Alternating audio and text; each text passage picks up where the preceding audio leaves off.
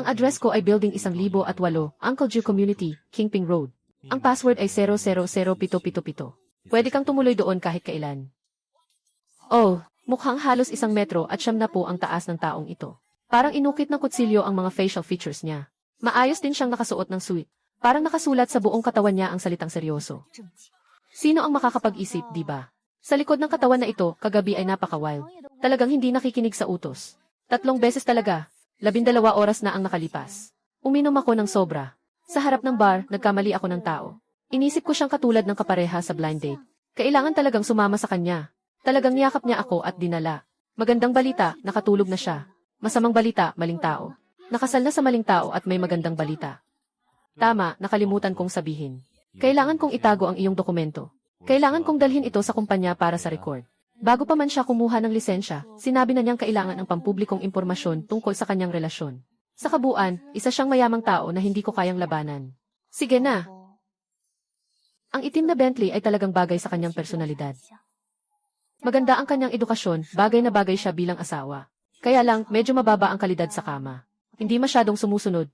Walang problema, sa totoo lang, wala akong pakialam.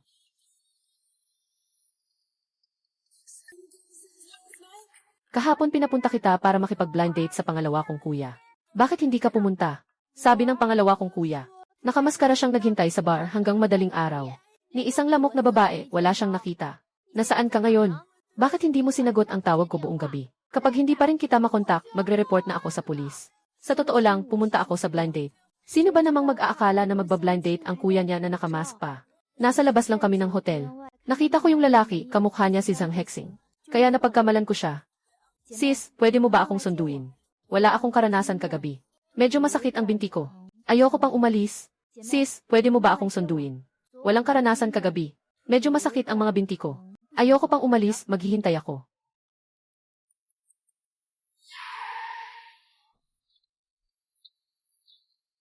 Ning-ning, bago na ang kotse mo. Kotse ito ng kuya ko. Nasa business trip siya ngayon, wala siya sa bahay. Nagtatago akong nagmaneho para maglaro. Huwag mong galawin ang mga bagay sa kotse niya ha.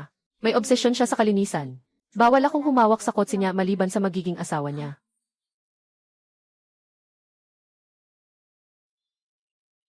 Ang amoy na ito ay kakaiba. Medyo pamilyar. Ikaw ang nakatira dito. Maganda ang hangin dito, may daloy mula Hilaga hanggang Timog. Nandyan ang kwarto ng kuya ko. Pero huwag mag-alala. Ang kuya ko ay isang workaholic. Hindi umuuwi sa loob ng 1 taon.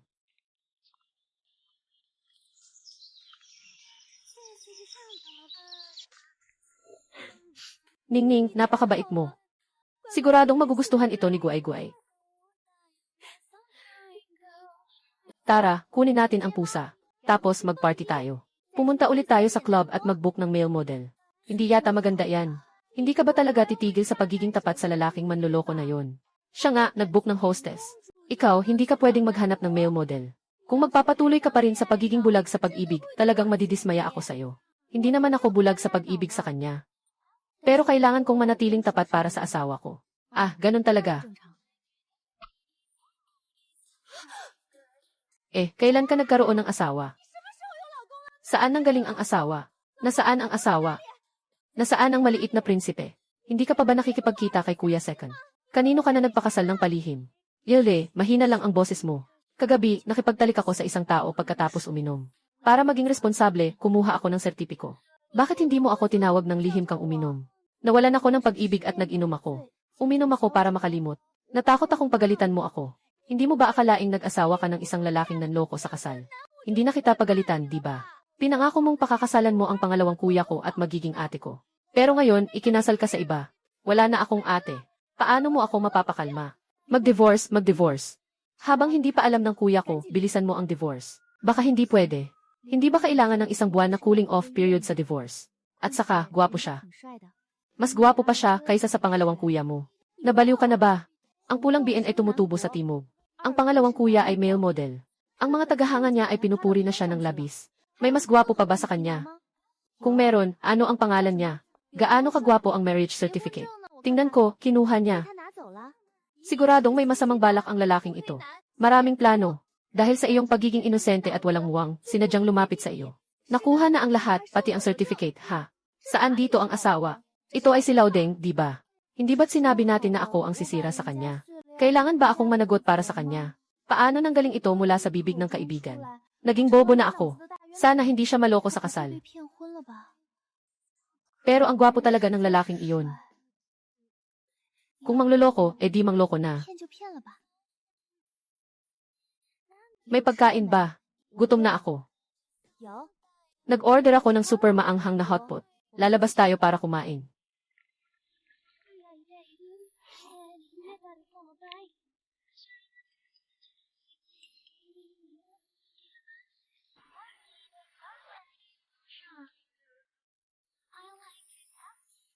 Sino ang nagsabing siya ay manloloko? Hindi ba't napaka-aktibo niyang nagdagdag? Sabihin mo lang kung sino ang gusto mo para maipasa ko sa kanya.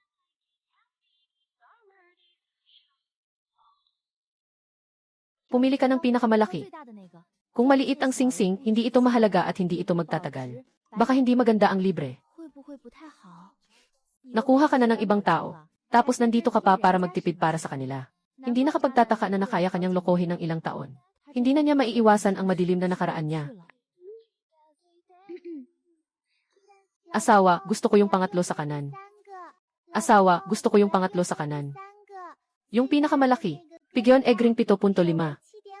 Salamat, mahal. Muah muah. Kita, akala niya buong araw ka lang. Mag-ayos at magbihis, handa ka na. Kahit maganda o hindi. Zhang Henning. Baka isipin niyang materyoso kang babae. Malapit na tayong maghiwalay. Sige, sabihin mong wala kang panghihinayang. Wala akong masabi. Talagang may konting panghihinayang siya. Basta na lang nakilala ang ibang lalaki. Nabulabog at nagpakasal. Kung malaman ito ng pamilya, tiyak na makakatanggap siya ng sabayang suntok mula sa lahat. Kung talagang magbago ng isip ang lalaking iyon ngayon, pwede rin itong maging isang pagkakataon. Mabuti pang maghiwalay na agad sila. Parang walang nangyaring kahit ano. Bakit parang napakatahimik doon? Ang kamay na iyon, hinawakan niya kagabi. Malambot at mahaba. Pero nung kumapit sa kanyang bisig, malakas din ang kapit. Hoy, Tita Wang. Nasa bahay ba si Hining ngayon? Wala, kasama niya ang kanyang kaibigan na kumakain ng hotpot. Yung payat at maputi. Yung kaibigan na may nunal sa sulok ng mata. Talagang mahusay ang memorya ng Ginoo. Hindi ko alam na may nunal ang kaibigan ni Miss Hining sa sulok ng mata. Ay! Ginoo, maaari ko bang itanong kung kailangan mo pa ang singsing na may puting kalapati? Para lang sa 7.5. Pakiusap, tulungan mo akong i-pack ito. Sige, assign ko ang buwan sa banal na araw ng Ginoo. Masayang araw, tag-init, araw ng sikat ng araw, dalaga. Gusto ko ito, masayang araw, tag-init, sikat ng araw. Gusto ko ito, pumili pa ng isa, Pumili ka ng sarili mo, gusto ko ito, masaya ang araw, tag-init, kumikislap para sa. Masyadong mahal ang bala. Umalis na siya. Ngayon lang siya nakakita ng lalaking kuripot pero galante. Huwag na lang siguro. Sa loob ng 10 minuto, kailangan kong magmadali papuntang airport. Hindi marami ang oras na natitira para sa iyo. Kung wala kang magustuhan, pagbalik ko mula sa business trip, sasamahan kitang. Pumili. Nang singsing lang naman. Hindi naman kailangang gawing komplikado. Yung nasa kaliwang ibaba na lang. CJ, ibalot mo na rin ito. Opo, sir. Ang bilis, hindi pa nga nagpakita ang lalaki, tinapos na ang tawag. Siguradong ayaw niya sa mahal na singsing. Ayaw niyang bumili. Ganyan ang mga lalaki. Kapag pera na, sobrang kuripot. Mas mabuti pang umasa sa mga kaibigan. Hintayin mo, papalitan ko ang pera ng kuya ko at pangalawang kuya ko. Ipunin ko ito para bilhan ka. Salamat sa iyo. Pero sa totoo lang, mukhang pamilyar ang boses ng iyong kuripot na asawa. Yung malamig na tono, parang kilala ko siya. Pero wala akong ganitong kuripot na lalaki sa paligid ko. Siguro nagkamali ako ng narinig.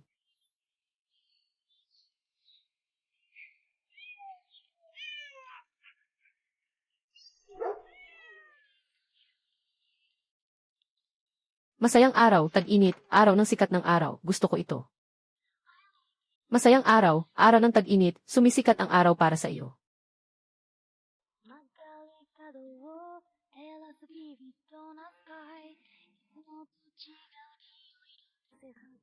Tama na, huwag ka nang maingay. Binibigyan kita ng pagkakataon ngayon. Kung hindi ka pabababa, tuluyan na itong mawawala. Naghiwalay na tayo. Maging isang karapat dapat na ex ka na lang, okay. Huwag kang magpakamasungit. Dahil lang sa sinamahan ko ang isang kliyente sa negosyo. Makikipaghiwalay ka na sa akin. Sabi ko na nga ba, trabaho lang yon. Yung mga babae, kliyente ang pumili sa kanila. Naghintay lang ako sa may pinto para sa kanila. Nandidiri nga ako, hindi ko sila ginalaw.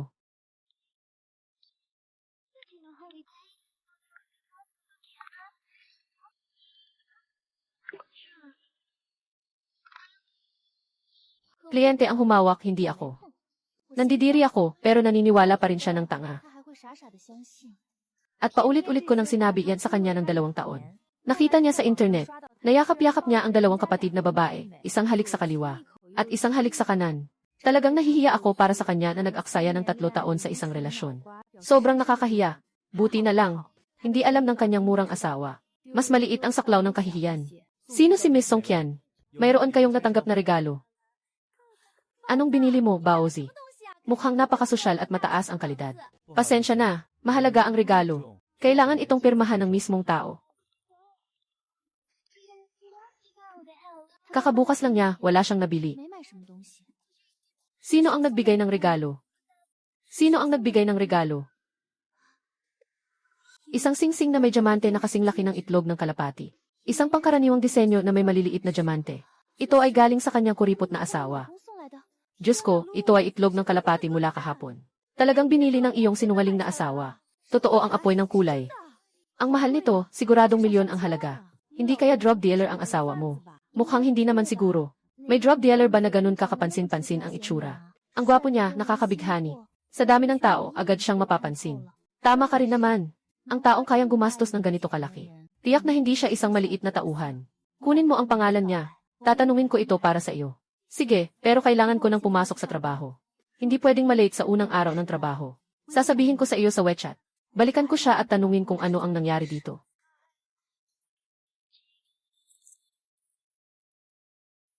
Mabait na nakatira sa bahay ng tiyahin. Maglaro kasama ang aso. Kumita ng pagkain si mama para sa'yo. Unang araw ng trabaho ngayon. Hindi pwedeng malate. Tungkol sa itlog ng kalapati. Pag-iisipan na lang mamaya. Nakatanggap na ng singsing sa kasal. Isang singsing sa kasal lang ang kailangan. Bumili ako ng 2 piraso. Isang piraso para ipakita ang taos pusong intensyon. Isang piraso para ipakita ang katapatan. Ayos lang yan. Sa mga lalaki, mahalaga ang pagtutulungan. Kailangan bang magbigay ako ng kapalit? Kailangan bang gumastos ng ganito kalaki? Hindi naman kailangang magpakasal at magkaproblema sa pera. Hindi ko maibigay ang mahal sa misis. Kaya ibigay na lang ang pinakamahal. Ang mga relo ay masyadong mahal, milyon o daang milyon. Mas mabuting ibigay na lang ang tie. Tanungin mo siya kung ano ang pangalan niya. Bakit isang apelyido lang ang sinagot niya? Ang apelyido niya ay Jin Baobao. Pakisiyasat nga ito para sa akin. Mayroon bang pamilyang apelyido ay Jin dito sa syudad ninyo? Wala pa akong nakilalang malaking pamilya na ang apelyido ay Jin. Sino ba talaga siya? Bakit Jin ang apelyido niya? Sa kabuuan ng Beijing, bukod sa pamilya ng lolo ko, wala nang iba pa. Napakabihira ng apelyidong ito. Maliban na lang sa mga nobelang tungkol sa mayayaman. Hindi ito karaniwang nakikita sa totoong buhay. May bagong mahalagang bisita ba sa Maynila? Ako na umaasa sa magulang, hindi ko alam. Si kuya at pangalawang kuya ay madalas sa negosyo.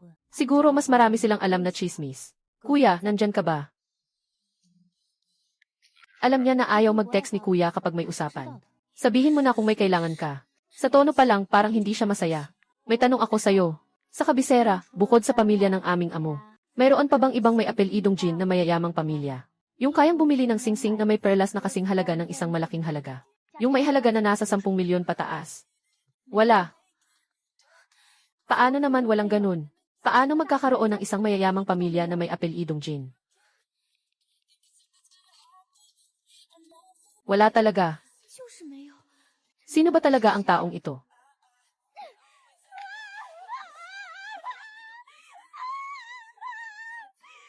Yung nakakainis na lalaking ng agaw sa best friend ko. Sino ba talaga siya?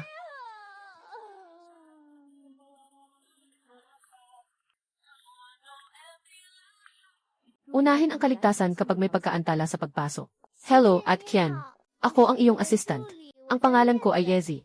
Pinapagawa sa akin ng GC na ipakita sa iyo ang kapaligiran ng kumpanya. Kung may hindi ka naiintindihan, huwag mag-atubiling magtanong sa akin.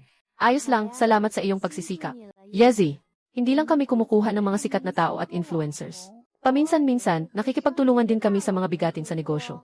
Kung swertehin, makikita mo pa ang sinasabing sihi na mayaman. Hindi ba ang mga sisi na iyon ay para sa mga nobela? Mayroon din sa totoong buhay. Noong nakaraan, nakita ko ang isang mayamang tao. Aabot ng 1.88 metro.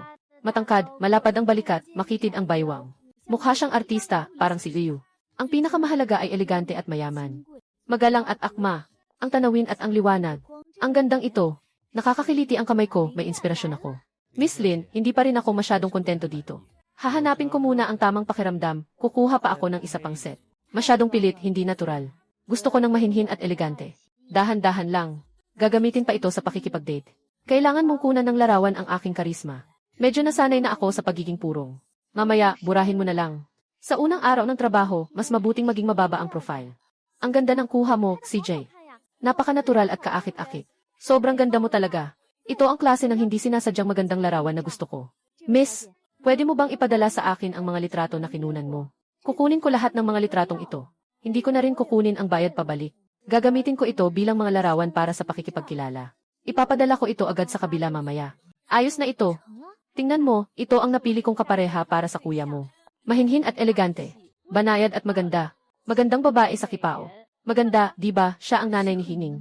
Si Tita Jin, ang reyna ng entablado. Ganda na parang hindi tao. May ganitong nanay. Ang itsura ni Hining at ng kuya niya. No wonder. Hello, auntie. Hello, uncle. Siksibaw ay umuwi na mula sa trabaho. Kakaretiro lang ng 2 taon na ang nakalipas. Hindi madalas nasa bahay. Talaga namang bumalik sila para magpabilis ng kasal. Ang mga larawang ito ay para sa kapatid ni Hining na may kadate, di ba? Sibaw, tulungan mo akong tingnan. Ang ganda ng dalagang ito, hindi ba, parang may kakaibang aura siya. Nagpapahanap kami ng mapapangasawa para sa kuya ni Hining. Tulungan mo rin kaming magpasya. Sibaw, tingnan mo nga. Ang ganda ng dalagang ito, hindi ba, parang may kakaibang aura siya. Nagpapahanap kami ng mapapangasawa para sa kuya ni Hining. Tulungan mo rin kaming magpasya. Ang bata pa yata ni King Cheng. Ang larawang ito ay ang magandang babae na makikilala sa hapon. Isang klasikong kagandahan. Ang kanyang kapareha sa pagkikita ay ang nakatatandang kapatid ni Hining. Maganda at kaakit-akit. Talagang isang napakagandang babae. Ngunit hindi ko alam kung karapat-dapat ba ang nakatatandang kapatid ni Hining sa kanya. Ang kanyang kapareha ay malamig at hindi mapagkaibigan. Binabati kita, hindi ka nagkulang sa pagsasalita ng masama tungkol sa kanya sa mga nakaraang taon. Ayos, nakapasa ng buong boto. Tatawagan ko siya mamaya. Pabalikin siya para sa blind date. Sa edad niyang ito, hindi pa rin siya marunong makipag-date. Ang ugali ng kuya ko, sobrang mahigpit at walang pakialam sa romantikong bagay. Sino ang magtatangkang makipag-date sa kanya? Baka mamaya, matakot pa yung babae. Pinapapirmi niya ang mga tao sa posisyong militar. Pinaparusahan ng takbo at palaka na talon. Hindi maganda ang sinabi mo, pero maayos pa rin ang mukha niya. Anong silbi ng magandang mukha lang? Kailangan na ngayon ng emosyonal na halaga. Hindi rin naman sigurado. Sikat na rin ngayon ang magpakasal sa biyenan at pamilya. Hindi umuwi ang pangit na asawa. Si Song Qian ay naniniwala na ang pamilyang ito ay may mga mapanirang salita. Pinakamahilig sa chismis sa likod ng mga tao. Hindi ko alam kung sino talaga ang nakatatandang kapatid ng Zhang na nabanggit sa balita. Ano nga ba siya? Napaka hindi kaaya-aya ba?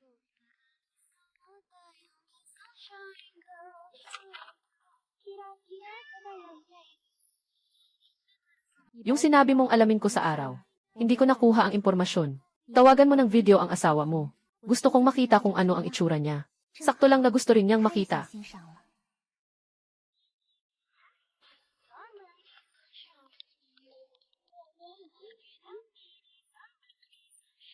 Lixa, pwede ba tayong mag-video call?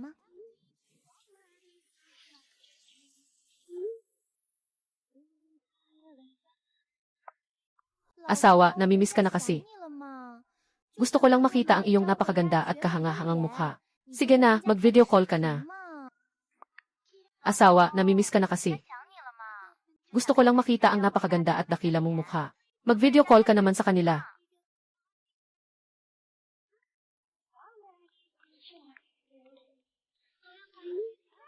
Day summer day sun shines for you. Happy day summer day sunshine girl, I like it. Happy day summer day sun shines for you.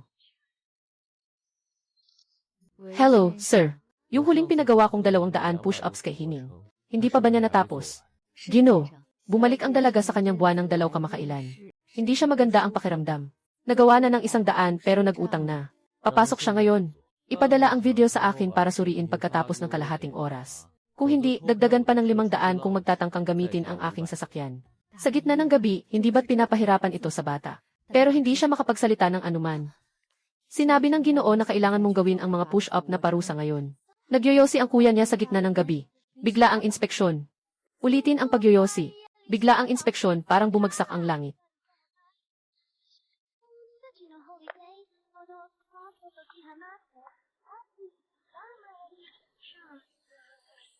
Mas mabuting hugasan ulit ito. Sa unang tingin, isang malaking piraso ng mga patak ng tubig ang makikita. Tingnan mo, isang gwapong lalaki na parang bulaklak sa putikan. Hindi pa siya nag-aabot ng sinturon sa damit niya. Ikaw, pinapagod mo ako. Lintik na si Zubapi. Gabi-gabi na lang pinapahirapan ang tao. Buti nga, matanda ka na pero single ka pa rin. Nasaan na ang video ng asawa mo? Tingnan ko nga, sa wakas na abutan ko rin. Nasaan ang video ng asawa mo? Tingnan ko, sa wakas ay nakasabay na ako. Tapos na. Dapat hindi niya ito nakita, di ba? Nang pumasok siya kanina, naisip ko bang naitago ko na ang screen. Bigla akong nakaramdam ng antok. Kailangan ko ng matulog. Ipakita ko sa iyo sa susunod ha. Ganun lang, magandang gabi. Ano ba yung mga bagay na hindi dapat makita? Sabi natin, sama-sama tayong manood ng asawa, di ba? Hindi ba siya pwedeng manood? Sige na, siya'y estranghero. Kung ayaw ni Songkian na manood siya, hindi siya manonood. Pero bakit nga ba hindi siya pwedeng manood? Ano bang uri ng halimaw ang asawa niya? Sobrang pangit, baka matakot siya. O sobrang gwapo, baka magka-crush siya. Bakit hindi ka nagbihis ng maayos? Natakot akong magmadali, ayaw kitang patagilid. Saka, hindi mo ba dapat nakita ng maayos noong gabing iyon? Bilang legal sa loob ng kasal, ano ang ikinatatakot mo? Hindi ito takot, kundi sobrang nakakagulat. Hindi lang siya gwapo. Ang proporsyon ng kanyang katawan ay puno ng kaakit-akit. Ganoon din ang ilaw noong gabing iyon. Ganoon din ang atmosfera. Bakit bigla akong nakakaramdam ng kaunting? Ihanda mo ang iyong damit. Nasa labas ang best friend ko. Huwag mo siyang takutin. Nasa Hong Kong ako para sa trabaho. Anong regalo ang gusto mo? Bibigyan kita pagbalik ko. Kahit na hindi na kita makita. Pero ang mukha mo ay talagang maganda. Talagang isang visual na kasiyahan ang lalaking ito. Kahit na hindi na kita makita. Pero ang mukha mo ay talagang maganda. Ang lalaking ito ay talagang isang visual na kasiyahan mula ulo hanggang paa. Iyon. Kapag bumalik ka, pwede bang makilala mo ang best friend ko? Kasi ang best friend ko ang pinakamahalaga sa akin. Kasal na ako, nag-aalala siya. Gusto niyang suriin ka. Sige, ano man ang gusto mong ayusin. Good night. Kailangan nating mag-party buong araw. Masayang mga araw ay nag-aapoy, girl. Uy, ang gwapo ng stepdad mo ah. Swerte tayo dito. Sana hindi siya drug dealer. Paano niya alam na mahilig ako sa cake? Hindi ko naman siya sinabihan. Hindi mo ako imbitahan. Isang tanong lang. Green tea cake ba? Ibinibigay pa ba? Sige na, baka abala siya. Akala ko siya talaga ang magiging kapatid na babae ni Hining. Pumunta siya dito para sa blind date. Mukhang uwi na ang kuya ni Hining ngayon. Hindi na dapat sila istorbohin sa kanilang date.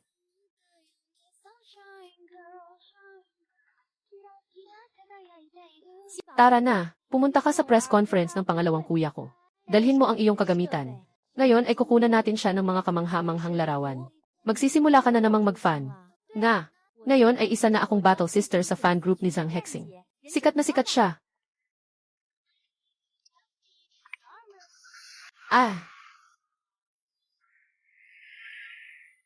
Araw ng tag-init, sikat ng araw, gusto ko ito. Masayang araw, tag-init ang araw ay sumisikat.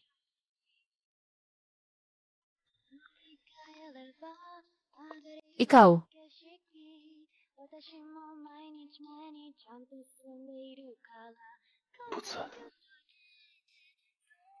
Nandito na si Anyan.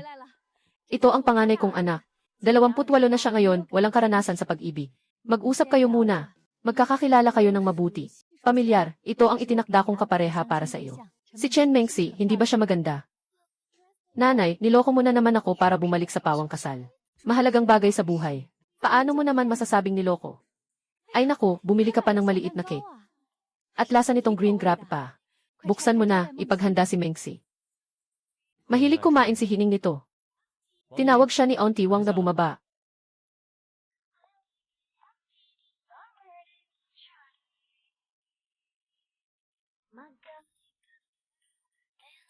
Si Ginoo at si Miss Hining ay lumabas na maglibang. Hindi siya nandito ngayon. Kasama ang best friend niya. Magkasama silang nagsusunod sa mga idolo. Sabi nila ay ang pangalawang kuya niya. Ngayong araw ay nasa press conference sila bilang mga tagahanga. Ang tagapangulo ng fan meeting ay si Zhang Hexing. Akala ko si Songkian ay fan ni Zhang Hexing. Hi. Sikat ang cake shop na ito sa Beijing. Talagang napakaswerteng pagkakataon. Ang paborito ko rin ay green grape cake. Talagang may magandang koneksyon tayo.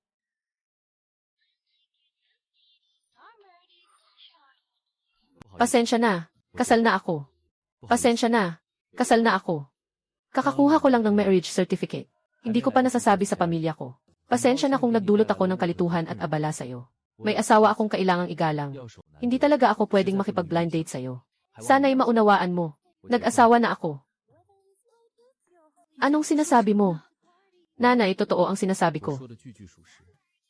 Hindi na kayo kailangang mag-alala tungkol sa akin. Naghahanap ako ng kapareha ng kalahating buwan. Sa wakas, nakatagpo ako ng taong okay sa lahat ng aspeto. Pero siya ay kasal na pala. Halos naging kabit ako sa loob ng kasal. Ako pala ang naging payaso. Ayaw mong mag-blind date. Hindi mo ba kayang makitungo sa kanila ng magalang? Bakit mo sinabi na kasal ka na? Paano pa kita mahahanapan ng mapapangasawa niyan? Ma, kasal na ako. Kalokohan.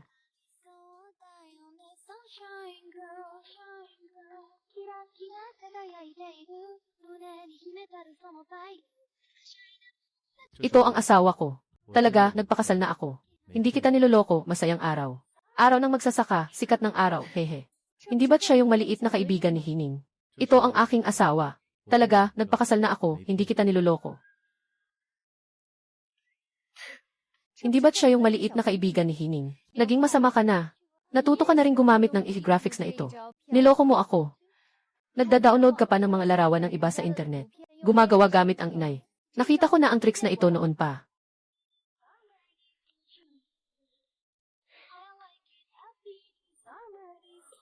Kung ayaw mong maniwala, ayos lang. Ano na naman ang ginagawa mo para ayusin ang panghabang buhay na bagay? Gusto ko ito, araw ng kalusugan. Araw ng tag-init, sikat ng araw. Ang pader na kulay bawang ko. Sabihin mo sa amin, Viv. Huwag magtanong, ito ang Moto-chi. Hello, sino sa Zhang Hekin Studio? Ako si Jinzong Zhang Hexing. Saan gaganapin ang press conference? Ipadala mo sa akin ang address.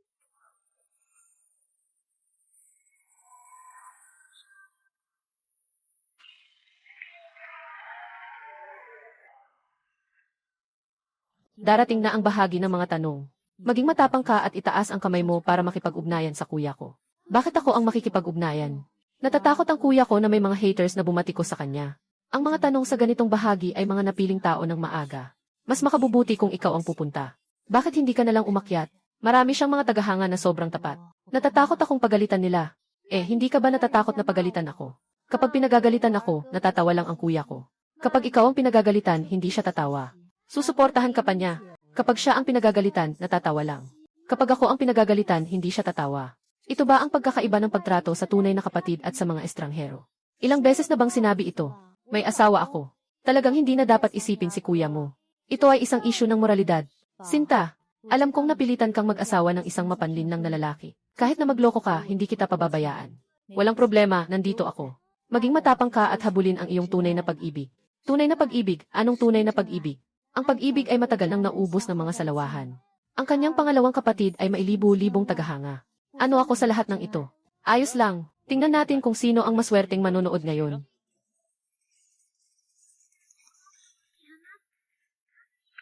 Mabilis, dalhan mo ng regalo ang iyong kapatid. Bumalik ka na naman, hindi pa ako pumapayag. Ang saya ko, sa wakas nakita ko na si kuya. Ito ang munting regalo na inihanda ko para kay kuya. Kailangan mong tanggapin ito, ha? Salamat sa iyong pagmamahal. Kuya, sa susunod ulit, hintayin mong bisitahin kita. Uy, sandali lang. Nahihirapan ang maliit na kapatid na makita ang kanyang idolo kahit isang beses. Ayaw mo bang makakuha ng yakap mula sa iyong idolo? Anong nangyari? Palakpakan natin siya. Bigyan siya ng kaunting lakas at swerte. Ang daming eksena. Anong mata ang nakakita sa akin na gustong makakuha ng yakap? Ayaw kong maitanghal sa entablado. Hindi rin makaalis. Hindi rin makatakbo. Walang problema, isang yakap lang naman. Sa kabuuan, nakayakap pa sa isang bituin. Hindi masama, ayos lang. Salamat, salamat, salamat. Dumating na mabilis.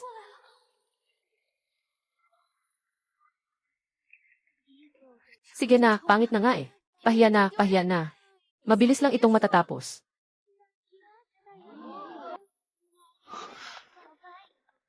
Magningning ng buwan sa banal na araw ng Ginoo. Lahat A-O-N-O-A-Y. F-A-A-A-E-E-I. Masayang mga araw ay masayang mga araw, sikat ng araw. Ano nang nangyari? Maghiwalay na tayo. Kuya, bakit ka nandito?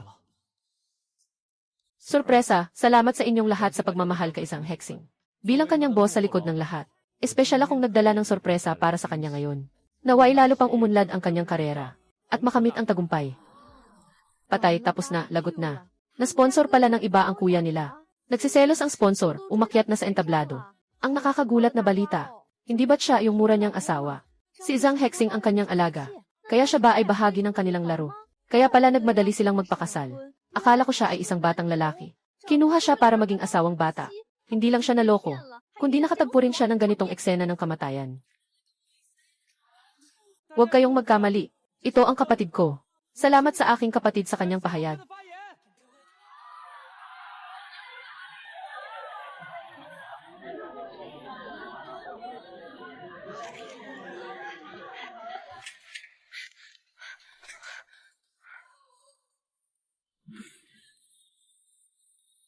Grabe, nag-unfollow na. Mas mabilis pa siyang tumakbo.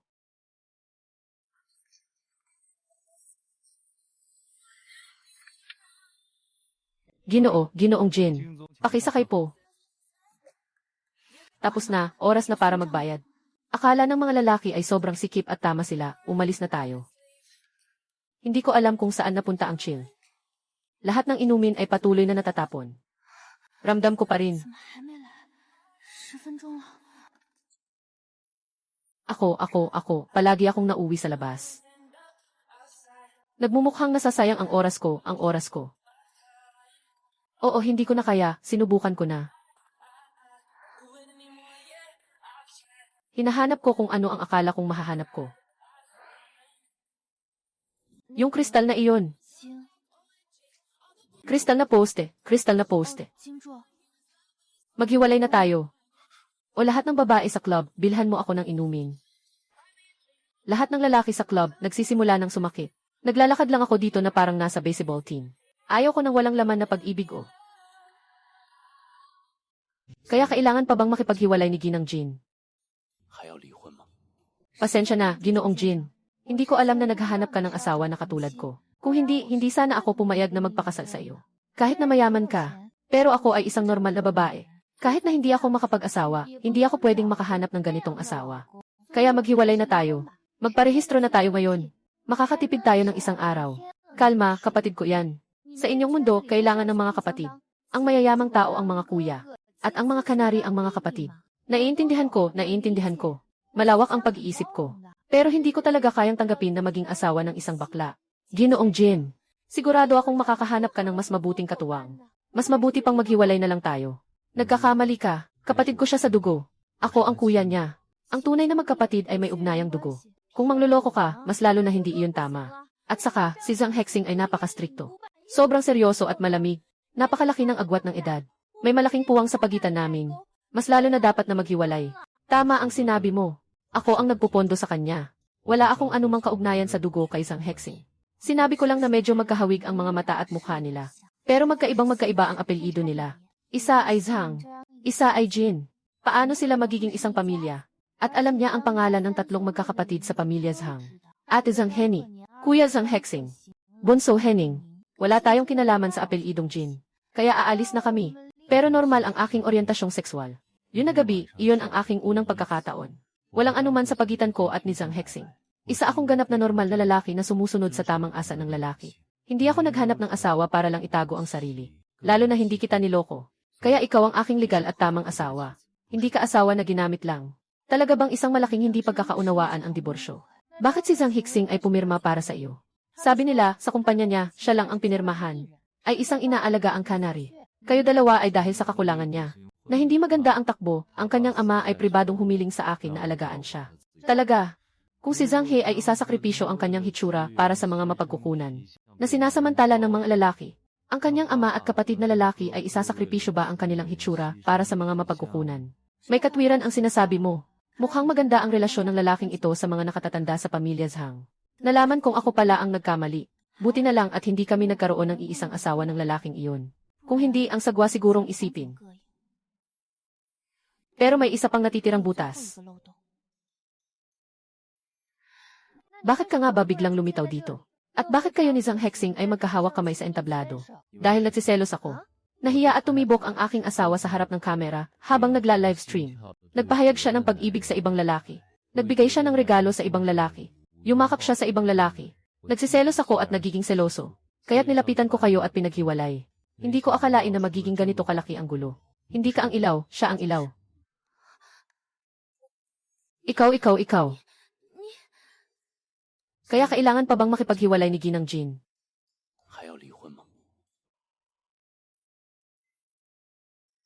Hindi ko talaga alam ang isasagot sa'yo. Anong klaseng gwapo ang hindi mo pa nakita? Huwag kang ganyan, walang kwenta. Marami na siyang pagkakataon para makita yan. Maging sa paghawak sa mga dibdib at tiyan. Yung magagandang kamay na yan. Ang mahahabang binti ay magiging kanya saan man. Mahal, umuwi ka na sa akin.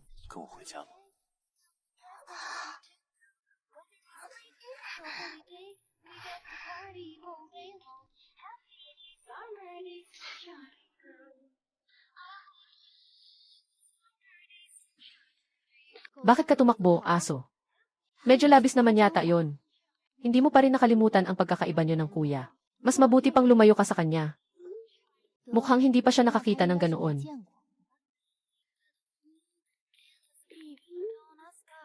Gawin mo ang makakaya mo.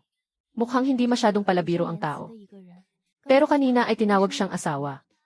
Kasama ng malamig na aura na ito. Parang may kakaibang pakiramdam. Maganda ba? Maganda.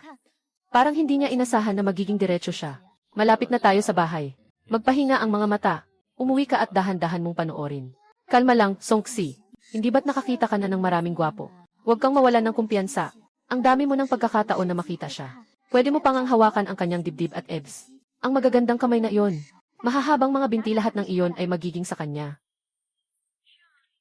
Sandali lang. Sasagutin ko lang ang tawag. 3 minuto, okay. Ang pagiging gwapo ay isang pakiramdam. Simula bukas, mag-ayos ng isang internship na posisyon. Gawin mo akong espesyal na katulong. Boss Jin, hindi po ako pagod. Hindi ko kailangan ng assistant.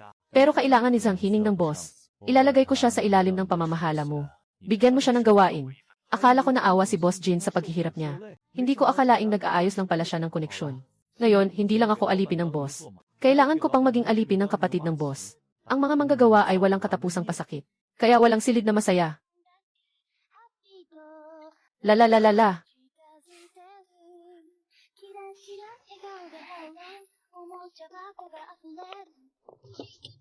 Nandito na ang asawa. Sa masusing pagsasalita, 2 beses pa lang silang nagkita. Ngunit ang tawag niyang asawa ay parang natural na. Ayos lang, asawa. Sige na, wag na. Nakuha na natin ang certificate. Ang pagtawag ng asawa ay para sa mga susunod na araw. Marami siyang oras para akitin siya. Ang pinakamagandang ngiti ay sa susunod na sandali.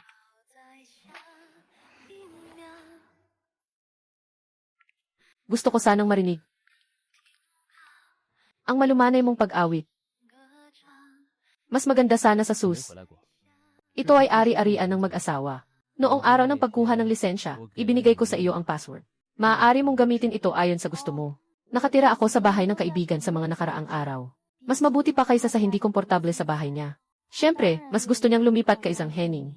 Lumipat ka na dito. Baka malapit na ring lumipat ang kaibigan mo. Magsimula ka na sa bahay mo.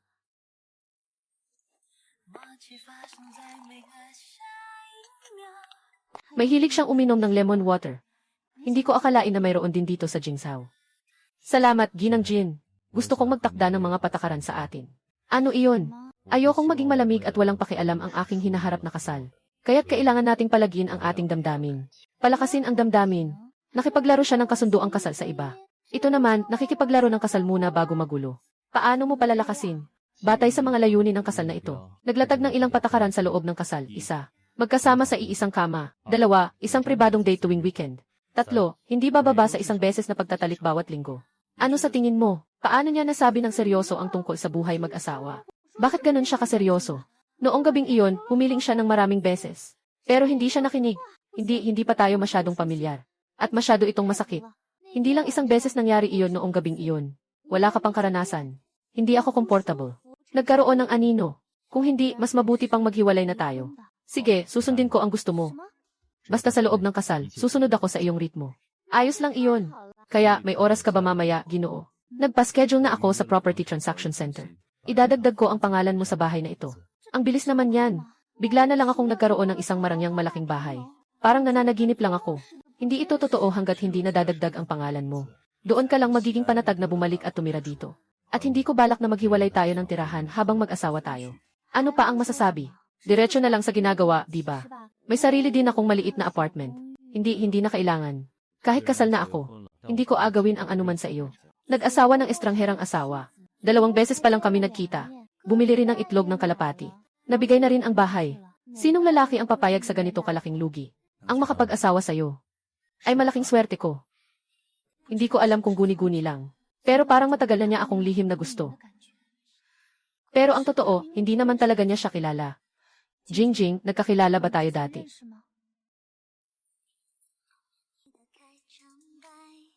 Marahil nagkakilala tayo sa nakaraang buhay. Humahampas ang malamig na hangin. Nawawala ang ulap. Nagpapalitan ng mga titig. Nakaayos ang aking mundo. Hindi tayo nagkakilala, di ba? Sa kanyang alaala, hindi kailanman niya nakita si Jinzeng. Wala akong narinig na pangalan niya. Maliban sa pakiramdam na pamilyar ang kanyang mga mata at kilay, wala na akong ibang alaala. Sabi ng tiyahin ko dati, kapag ang isang tao ay nakatagpo ng kanyang kapareha, parang matagal nang hindi nagkita na kaibigan. May pamilyar na pakiramdam at walang katapusang usapan. Marahil si Jin ay ang kanyang kapareha. Hindi pa masyadong pamilyar ang kama sa taas at sa baba. Mag-guest room na lang ako. Hindi, matutulog ka sa master bedroom. Hindi ba't sabi natin magkaibang matutulog? Kung matutulog ka na sanay sa kama, sige, matutulog muna ako sa kama ko. Pag nasanay ka na, mas magiging maginhawa kung babalik ako dito at titira ulit. Kilalanin mo ang kanyang kama. Hindi ko akalain na ganito siya mag-isip sa hinaharap. Sige na nga. Maaari mong gamitin ang mga bagay sa banyo. Nagmamadali akong umuwi ngayon. Walang naihandang damit para sa iyo. Narito ang aking pajama. Pwede mong piliin ang mga nalabhan. Pwede bang magtiis muna tayo ngayong gabi? Pwede. CJ, good night. Ilaf, good night. Buong katawan ko ay nakasuot sa puting t-shirt na to. Pakiramdam ko mula ulo hanggang paa. Mula ulo hanggang paa. Ay punong-puno ng isang kakaiba at malakas na amoy. Na parang mahigpit akong niyayakap nito. Parang mabagal at mabigat na. Naghihintay sa kanyang mga gawi at pagtanggap. Ang pakiramdam na ito ay kahanga-hanga at napakadominante. Parang noong gabing iyon sa bintana. Ang kanyang mga ginawa na tila walang pakialam. Niyakap ang lahat, ginawa na ang lahat. Huwag nang isipin pa. Naghihiwalay ng kwarto, natulog na rin. Nagpapakasanto ba yung lalaking yun? Hindi ba pwedeng ako yung gustong magkahiwalay ng kwarto? Ako rin yung nagpapakasanto. Ah, tama lang na ginagawa mo yan. Sabi ng pangalawa kong kuya. Ngayon, karamihan ay hindi na malinis. Baka may tinatago siyang sakit. Nakakatakot yun. Bukas, dadalhin ko ang tao para ipakita sa iyo. Tatawagin ko ang mga magulang ko at ang kuya ko. Sama-sama tayong mag-imbestiga. Narinig ba niya? Sige, bukas dadalhin ko siya sa bahay ni He. Gusto kong mag-imbestiga sa mga elite. Walang problema. Green grape cake. Dinala ng kuya ko. May 2 nga. Anong kinakain mo? Ang sarap naman kainin. May iniwang piraso sa'yo ang nanay ko. Kung hindi ka babalik, mag-isa akong kakain ng doble. Itse, gusto kong bumalik sa bahay ni Ginoong Di para kumain ng cake. Sige na, sige na. Kita-kits bukas, matutulog na ako, paalam. Kung ganito ang mangyayari, mas mabilis pa siyang makilala ang gintong baboy kaysa sa kama. Mas marami pang makulay na paputok ang mamumukadkad.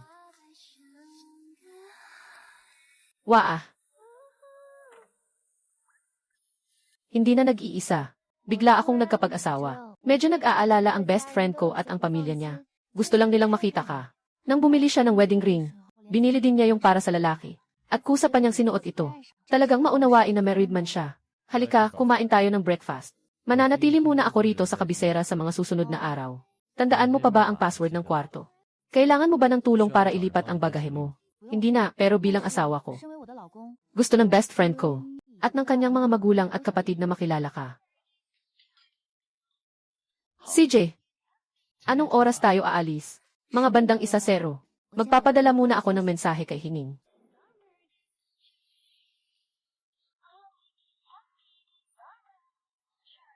Bigla akong nagparehistro. Medyo nag-aalala ang best friend ko at ang pamilya niya. Gusto lang nilang makita ka. Huwag kang mag-alala. At saka, kilala mo naman si Zhang Hexing at ang tatay niya, di ba? Kung dati, agad siyang umuwi para i-anunsyo ito. Pero kahapon, gusto ni Song Qian na makipaghiwalay sa kanya. Pagkatapos nating kumain, magmamaneho ako at sasama ka sa akin, ha?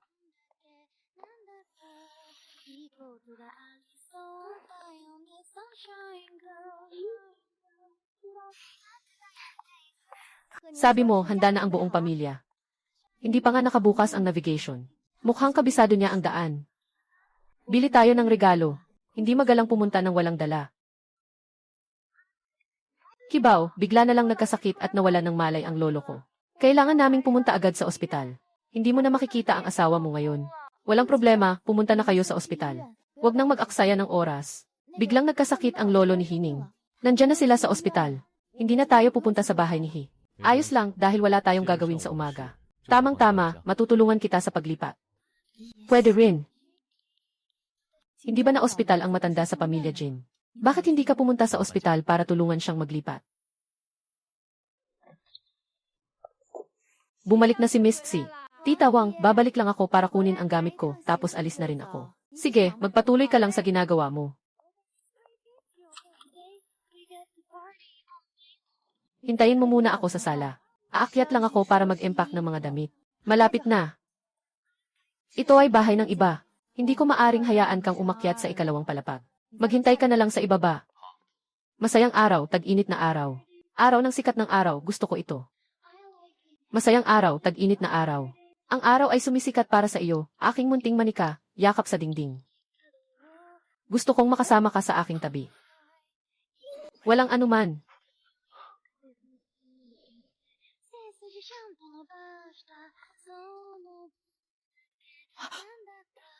Ginoo, bakit ka bumalik?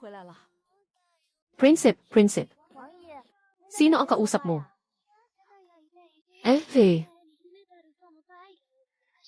Hindi ba nasa ospital ang matandang Ginoo? Bakit hindi ka pumunta sa ospital para tulungan siyang lumipat? Baka nakahanap na ng bagong matitirhan si Miss Xi. Hindi naman mahilig makihalubilo si Sir sa iba. Kailan pa siya naging ganito ka maalalahanin? Bumalik ka na, ayos na. Bakit ang dami mo pang dalang regalo? Si Song Qian ang nagdala niyan. Para sa mga magulang ko. Talaga naman si Miss Xi. Ang tagal mo nang nakatira sa bahay namin. Bakit parang ang distansya mo pa rin?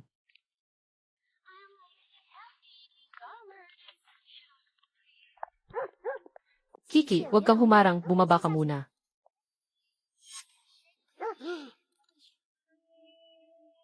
Alam mo ba kung gaano kahirap magkunwaring himatayin?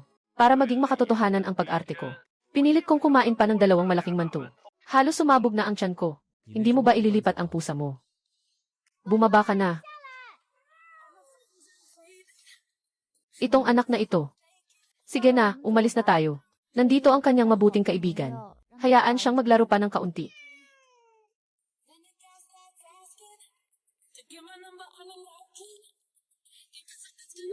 Isang malaking takot. Hindi kumain ng agahan ang matanda at tumakbo. At pagkatapos ay nawala ng malay dahil sa gutom. Pagkatapos kumain ng 2 malaking manto, ayos na ako. Basta okay ka na, mabuti. Malungkot ako, parang. Nasasayang ang oras ko. May photoshoot pa ako mamayang hapon. Kailangan kong dumating ng maaga. Hatid na kita, hindi na kailangan. Pareho lang naman kung magtataksi ako. Hindi abala, sabay lang sa daan. Sakto, pupunta rin ako sa kumpanya. Sige, okay. Bye-bye.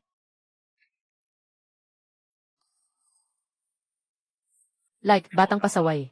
Bakit mo ako pinapanggap na may sakit ng maaga pa? Alam mo ba kung gaano kahirap magpanggap na nahimatay ako? Para maging mukhang totoo. Pinilit kong kumain ng 2 malaking pandesal. Sobra na ako. Para maranasan mo ang init ng pag-aalaga ng pamilya. Baka naman nagbibiruan ka lang. Naglalaro ka na sa isip ng matanda. Magsalita ka na. Bakit mo ako pinapagawa ng ganito? Yesel, baka naman tinatago mong may kasintahan ka na. Magsasakay na ako. Huwag ka nang magtanong pa. Magpahinga ka ng mabuti, paalam.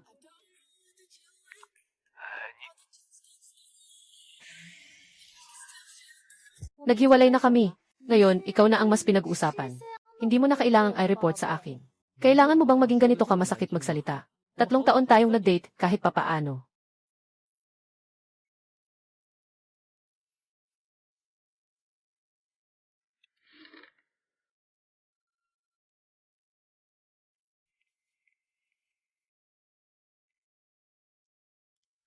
Song Qian, nandito ka nga sa trabaho.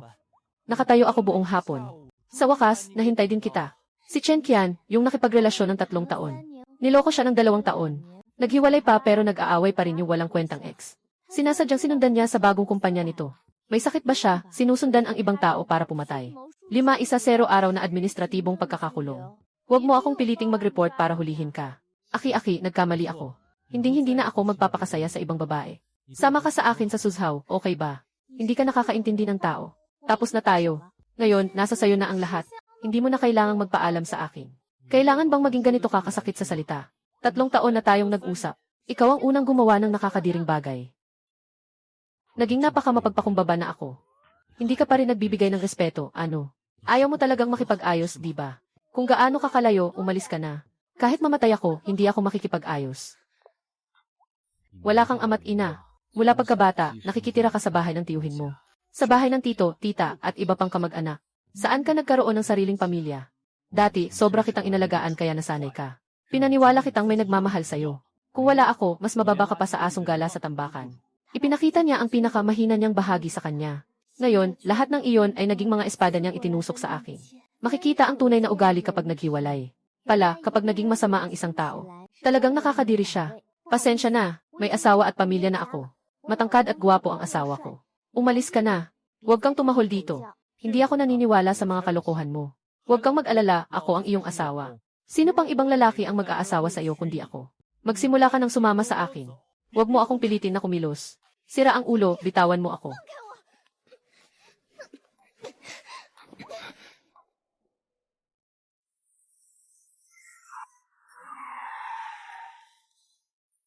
Oo, lahat ng kaibigan ko ay nalulumbay. Isa sa kanila ay kalahating hubad. Doon na talaga ako nagsimulang magalit. Hindi ko kayanin hanggang 3:00. Lumayo ka sa asawa ko. Huwag mo na akong makita. Kung susubukan mong gambalain siya, papatayin ko pa ang 2 binti mo.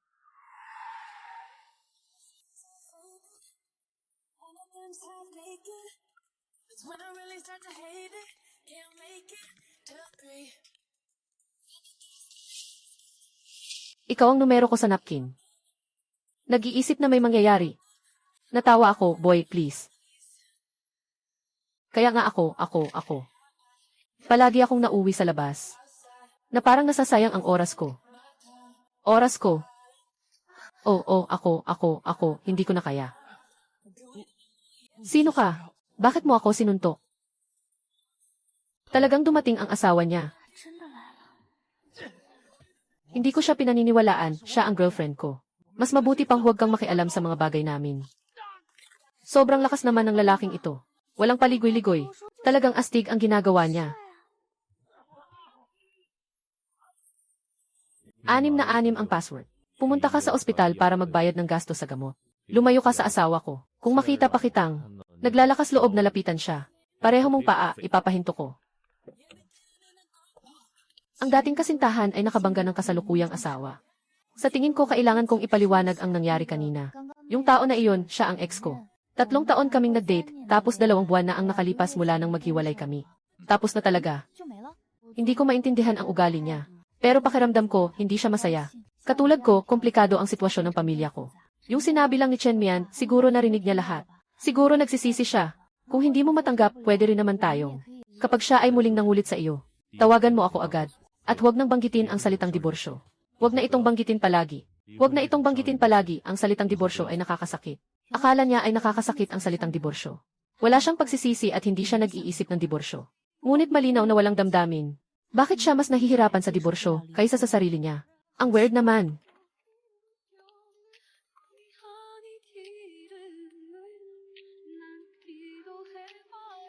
Lahat ng ito ay inihanda kaninang hapon.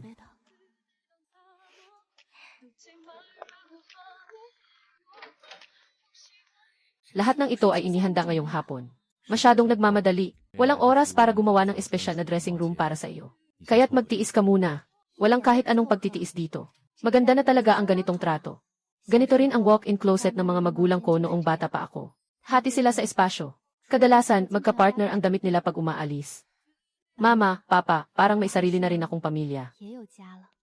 Candlelight dinner. Binabati kita, mahal, sa paglipat sa bago nating bahay. Salamat, salamat. Jingshao, ikaw ang asawa ko.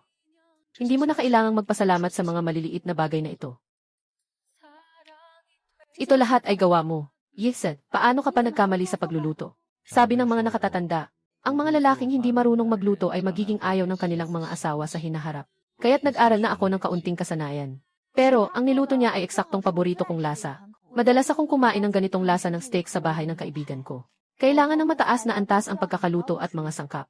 Magaling ang luto ni Tita Wang sa bahay nila. Hindi ka nalalayo sa kanya. Ang sarap ng steak na niluto mo. Natutunan niya ang paraan ng pagluluto ng steak na ito kay Tita Wang. Isang buong buwan siyang nag-aral. Nakapaso siya ng 2 beses. Buti na lang at nakakain na siya sa wakas. Narito ang aking personal na bahagi ng kita mula sa mga ari-arian. Ang password para sa mga ari-arian ay pinalitan ng iyong kaarawan. Ngayon ay sa iyo na ang lahat ng ito. Ang ganda mo talaga. Lalo na ang iyong mga mata at kilay. Malinis at maayos. Pamilyar na nakaukit sa aking puso. Kamag-anak mo ba ang kaibigan kong babae? Magkamukha kayo. Kaya pala pakiramdam ko, pamilyar ka. Parang ang lapit-lapit mo, hindi ka naman siguro kapatid niya sa labas, no? Baka nga. Pero mas mayaman ka kaysa sa kanya. Ang singsing mo na may malaking diamante, sobrang mahal nun. Galing ka ba sa mayamang pamilya? Hindi naman. Konting pera lang. Talagang mapagpakumbaba. Napakayaman mo. Mukhang magiging mayamang misis na ako.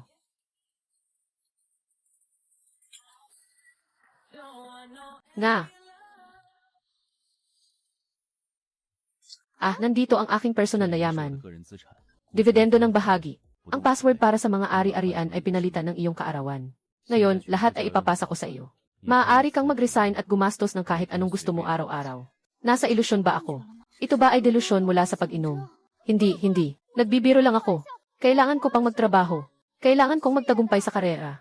Mahilig kang magtrabaho. Ang mga babae na walang kakayahang kumita ay parang bangka na walang layag.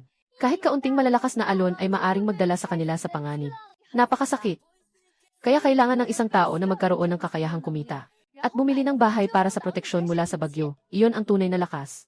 Dahil wala tayong maayos na tahanan. Kaya sa hinaharap, ang pera ng pamilya natin ay hawak ng asawa. Pwede mo ba akong bigyan ng kaunting lakas ng loob? Magaling akong mag-ipon ng pera. Naniniwala ka ba sa akin, si Zhang Henning ay isang masamang halimbawa. Umaasa sa mga magulang. Paano siya nakakuha ng ganitong klase ng kaibigan? Narito ako.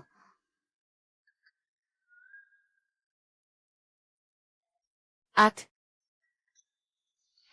gusto kong sumayaw. May asukal ka araw-araw. Nagmi-makeup at nagbibihis. At handa ka nang umalis. Bakasyon mo ito. Magpa-party tayo buong araw. Masayang araw, tag-init, sikat ng araw.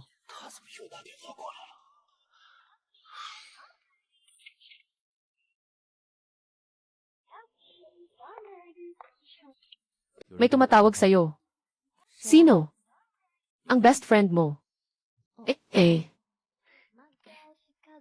Si Hining, oras na ng gabi. Ano bang meron kay Zhang Hining na pwede pang pag-usapan? Mukhang masyado pa ring walang ginagawa. Bukas ng alas 9 ng umaga. Gusto kong makita ang record ng pagpasok ni Zhang Hining sa opisina. Bigyan mo pa siya ng mas maraming trabaho. Bantayan mong mabuti na hindi siya tumatawag o nakikipagkwentuhan habang oras ng trabaho. Susubukan kong maglaan ng oras para puntahan ka. Medyo kakaiba ang ugali ng kuya ko nitong mga araw na to. Gusto niyang magtrabaho ako sa kumpanya niya. Mukhang magiging isa na rin akong kawawang manggagawa. Hindi na ako makakatakbo ng malaya. Bakit hindi mo rin siya bigyan ng kaunting regalo para suyuin siya? Gusto niyang maganda, dadalhin niya ako at kailangan ko pang magbigay ng regalo sa kanya. Sumpain ko na lang siya na hindi makahanap ng asawa sa buong buhay niya. Mula sa mataas na paaralan hanggang kolehiyo hanggang sa nagtapos. Halos 10 taon ko nang naririnig ang mga reklamo ni Ningning tungkol sa lalaking ito. Ang malamig na kapatid ay hindi na naman nagiging tao kamakailan. Sa ikalawang araw pagkatapos matulog sa kama. Sana makatulog ako ng maayos.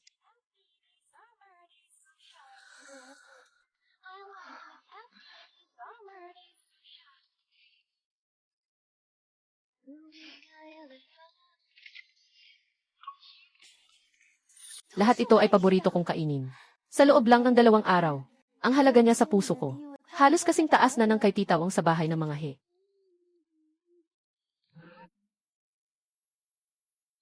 Dahil mayaman siya. Tayo, wala namang pera. Ikaw ay ikakasal. Hindi naman nababangkrop. Pinapahalagahan ka niya. Ano ang tinitingnan mo? Ang saya mo naman. Tumaas ang presyo ng stock ng pamilya natin. Ang desk mo ay katapat ng opisina ni Chente. Sige na, magtrabaho ka ng maayos. Huwag kang sismoso, ganyan ka kasi. Kaya ka nag-iisa.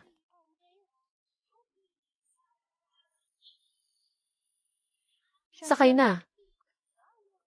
Diretso na tayo sa Ginza, Dignan. Ano kayang magandang iregalo sa kanya? Ito ang brand na madalas gamitin ng kuya ko. Matagal na siyang kilala sa mundo ng negosyo. Matalino siya at siguradong may diskarte sa pananamit. Nakita ko na rin itong brand na ito na ginagamit ni Tito. Simple at hindi halata. Pero hindi mura. Angkop ang kanyang ugali sa ginto. Siyempre, ang regalo sa kasal ay dapat pula. Maswerteng at masagana. Puno ng sigla. Ang ganda ng kahulugan. Ang pulang ito ay bagay na bagay sa kanyang malinis at gwapong mukha. May kakaibang alindog. Dapat hiwalay ang pagbibigay ng regalo. Pero binigyan niya ako ng maraming regalo ng sabay-sabay. Hindi ba dapat magbalik din ako ng regalo? May pera kasi siya. Tayo, wala naman tayong pera. Ikaw ay nag-aasawa. Hindi naman nalulugi. Sige, isang regalo muna ang ibibigay ko. Totoo nga, hindi kalakihan ang ipon natin. Magtipid ka ng konti sa paghatid. Hindi mo alam na alam mo ang holiday. Lahat sila, lahat para sa susi. Wala ako doon. Maligayang araw, araw ng tag-init, batang may araw, gusto kita. Maligayang araw, araw ng tag-init, araw ay para sa iyo. Araw ng tag-init, araw ay para sa iyo. Gusto ko ito, maligayang araw, araw ng tag-init, araw ay para sa iyo.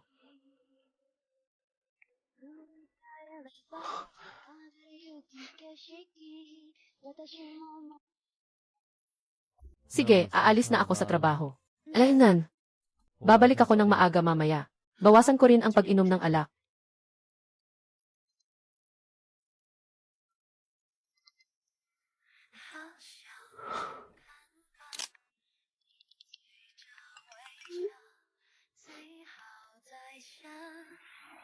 Ang pula ay bagay din sa iyo. Mukhang maganda ang panlasa ko. Hayaan mong tulungan ako ng misis ko na itali ito. Sinubukan ko na ilang beses pero hindi ko magawa ng maayos. Tama naman ang pagkakaayos kanina.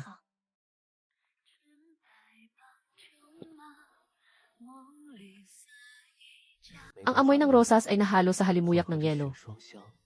Kaya't naging mas matamis ito ng kaunti. Nag-enjoy ako sa buong tag-init. Ayos lang, ang gwapo mo. May oras ka ba sa katapusan ng linggo? Lexa, kung meron, pwede tayong mag-date. May photoshoot ako sa Sabado ng hapon. Pero maaga ang uwian namin sa Biyernes ng hapon. Mas maganda kung mag-aya tayo sa Biyernes ng gabi. Sa bahay na lang tayo magluto.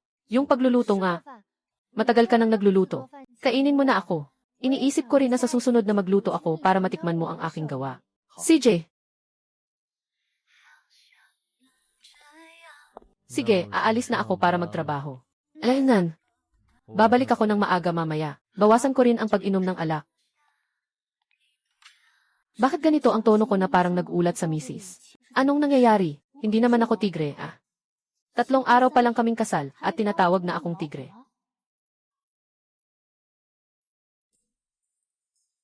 Bawasan mo ang pagwasak sa relasyon ng ibang tao. Huwag ka nang magbigay ng masamang suhestyon sa kaibigan mo. Uy, kuya, ang makulay ng necktie mo. Akala ko ba ayaw mo sa pula? Sandali, bakit parang pamilyar ang necktie na iyan? Bakit ang dami mong sinasabi? Ilagay mo na lang ang mga bagay sa refrigerator. Masayang araw, tag-init, araw ng sikat ng araw, gusto ko ito. Masayang araw, araw ng tag-init, sumisikat ang araw para sa iyo. Pumunta ka sa bahay ko para kumain ng binti ng tupa. Ano? Yung lalaking yun ay pinapapagluto ka pa para sa kanya. Kaano-ano yan? Mula pa noon, mga lalaki ang nagluluto, mga babae ang umuupo sa mesa. Walang respeto sa mga lalaki. Huwag mo na siyang paglutuan. Pumunta ka sa bahay ko, tapos nang kumain ng binti ng tupa, magdamag tayong kakain ng hotpot. CJ, baby. Hindi mo ako tinanggap. Huwag mong sirain ang relasyon ng ibang pamilya. Huwag ka nang magbigay ng masasamang ideya sa best friend mo. May pamilya na siya. Mag-ingat ka sa boundaries at distansya, ha? Wala namang sinasabi ang best friend ko. Bakit ang dami mong sinasabi?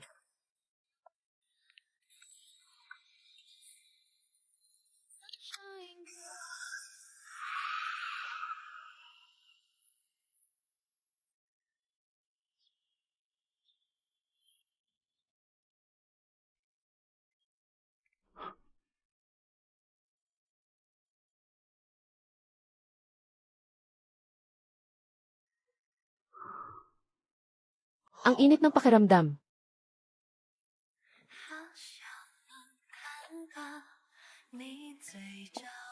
Nandito ka na. Maghugas ka ng kamay, malapit na ang pagkain. Bakit hindi mo ako hinintay na bumalik para sabay tayong magluto? Mabilis lang, wala akong ginagawa kaya ako na lang ang nagluto. Masarap ang lasa. Mukhang magaling kang chef, Malakas ang lakas ng aking braso. Hindi lang ako kayang magdala ng kamera. Magaling din ako sa pag-ikot ng kawali. Walang babae ang hindi mahilig dito. Kulang lang ang kakayahan ng mga lalaki. Ngunit mahirap magluto at malakas ang uso. Maghahanap ako ng katulong sa susunod na linggo para maglinis at magluto. Hindi mo na kailangang magluto palagi. CJ, isang lalaki ang naniniwala na mahirap para sa mga babae ang magluto at maraming uso.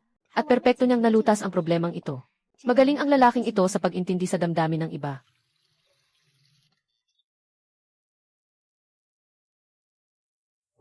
Yun, lalabas ako saglit. Matulog ka na kapag dumating na ang oras. Huwag mo akong hintayin ha. Pupunta ako sa kaibigan ko para kumain ng hotpot. Zhang Henning, aalis na ako. Magandang gabi. Yixed, hindi pa kayo natutulog. Sama-sama. Ang galing ng iyong mga kamay. Ikalawang araw ko palang nakatira dito. Tama bang itanong mo iyan? Sinabi ng kuya ko kahapon. Hindi lang dapat mayaman ang lalaki. Ang pinakamahalaga ay walang problema sa aspeto na iyon. Kailangan mong suriin siya ng maaga. Patunayan na siya ay isang normal na lalaki. Sa tingin ko, wala siyang problema. Napaka-normal niya. Ano ang maaring malaman sa isang gabi? Marami pang pagkakataon para sa eksperimento. Napakabata mo pa ngayon. Kung makapili ka ng isang taong walang silbi, anong gagawin mo sa hinaharap? Hindi ganun karami ang nasa isip ko. Dahil lang sa hindi siya magaling. Walang babae na ayaw. Kundi lang sa mahina ang teknolohiya ng lalaki. Mas dapat mo siyang turuan pa. Ito ang mga pinapahalagahan ko. Sige, mag-aral ka muna. Kailangan mong pagtuunan ng pansin kung sino ang sumulat ng kulay na nobela. Napakaahiya. Ito ba ay maaaring sanayin? Harapan at likuran. Salamin sa banyo. Alam mo ang tungkol sa mga bintana mula sahig hanggang kisami, di ba? Gusto mo ba ng mahjong? Sobrang liit ng kabisera. Hindi ko akalain na nakatira ang asawa mo sa parehong komunidad ng kapatid ko. Alala ko, may-ari din siya dito. Saan bang gusali nakatira ang kapatid mo? Hindi naman sila magkatabing magkapitbahay, di ba? Wala akong ibang ginagawa para alalahanin ang mga ari-arian niya. Ang dami niyang bahay. Sige na, pumasok ka na. Uuwi na ako. Ingatan mo ang daan. Huwag mag-cellphone. Huwag tumingin sa mga gwapo. Gusto ko lang. At makasama sa baseball team. Ayaw ko ng walang saysay na pag-ibig. Parehong babae ang nagsabi kagabi. Nag-aaway ang mga babae. Iniisip ng mga lalaki na ang ganda nga, Tara. Anong ginagawa mo? Gusto mo bang tanggalin ang pantalon mo? Naipit ang buntot mo. Bakit ka nandito sa gitna ng gabi? Bumalik ako mula sa Nitron at nakita kitang pumasok. Hintayin kita para umuwi tayong magkasama. Nasa alas 11:30 na. Gabi na tumatakbo pa. Talagang disiplinado. Hindi nakapagtataka na ang ganda ng katawan. Siguradong walang problema sa aspeto na iyon. Yung mga ideyang ipinasok sa akin ni Zhang Henning. Hindi, wag isipin. Lahat ng iyon ay basura lang. Tara, uwi na tayo.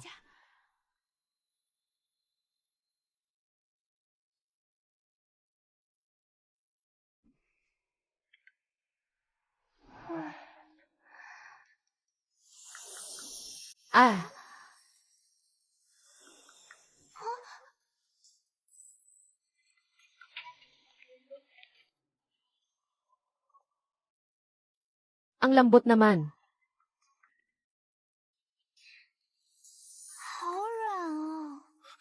Anong ginagawa mo? Gusto mo bang hubarin ang pantalon mo? Naipit ang buntot mo. Huwag kang mag-alala, hindi ko masasaktan ang puwet mo.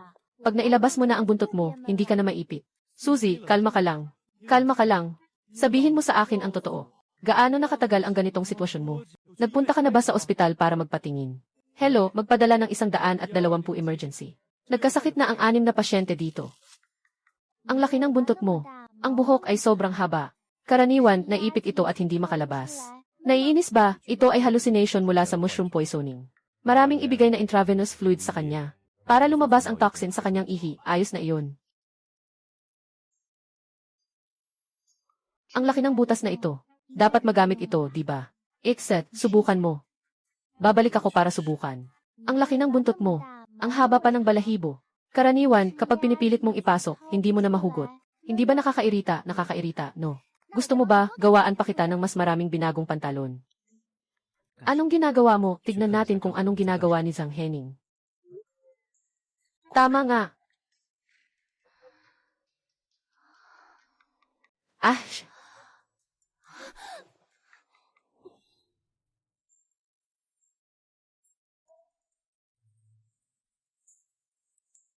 kamusta ang pakiramdam? Kailangan bang hawakan pa ang buntot? Pasensya na. Nahiya kita kahapon. Hindi naman ako nahiya. Medyo nabuli lang ako. Lahat sa ospital ay nanonood. Magdamag akong nanood. Mas lalo akong gustong mamatay. Naamoy ko pa ang amoy ng moss. Pasensya na. Nasira ko ang pantalon mo sa paggupit. Babalikan kita at papalitan ko iyon, pwede ba? 2 bagong pantalon. Huwag magmadali, pag uwi natin, dahan-dahan kitang babayaran. Kukunin niya ang iyong gawa mamaya.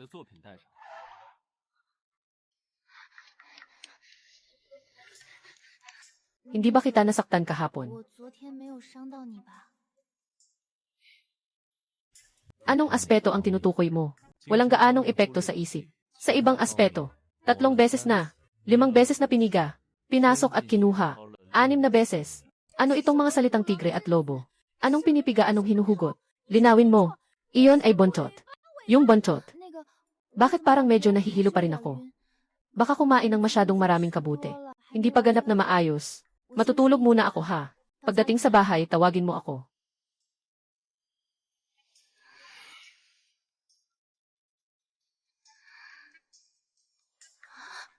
Sandali, parang mali ang pagkakalibing. Kanina, bigla akong nahulog sa kanyang butas na lumang pantalon.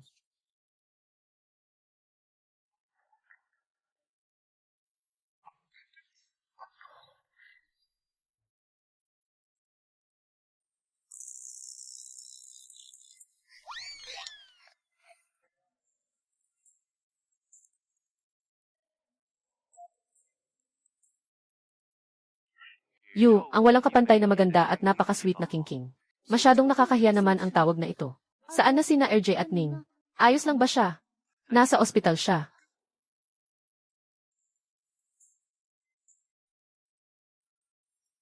Tunay nga, patas ang tadhana sa bawat tao. Wala bang nangyari sa kanya? Buong gabi siyang nag-internet. Napagod at nakatulog na lang. Narinig ko ang biro ni Zhang Hexing. Mukhang ligtas na si Henning. Ayos lang, ikalawang kuya. Pakiusap, ihanda mo siya ng kaunting tubig. Kakagising lang niya. Mauuhaw siya. Kumain na. Kailan siya nagpalit ng damit? Paalam. Oh.